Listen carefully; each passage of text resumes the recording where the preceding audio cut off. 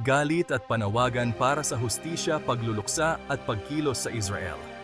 Ang mga kalsada ay puno ng mga tao na nag-aalab sa galit at nagdadalamhati sa kanilang mga puso.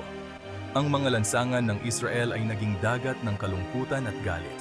Ang bawat sulok ng bansa ay nag-uumapaw sa emosyon na tila isang malaking alon ng sama ng loob at pagnanais para sa pagbabago.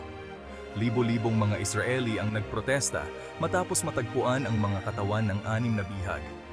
Ang kanilang mga tinig ay nagkakaisa sa isang malakas na sigaw para sa hustisya at katarungan. Ang mga biktima na dinukot ng Hamas ay brutal na pinatay. Ang kanilang mga larawan ay hawak ng mga nagdadalamhati na tila mga simbolo ng kawalang katarungan na nararanasan ng bansa.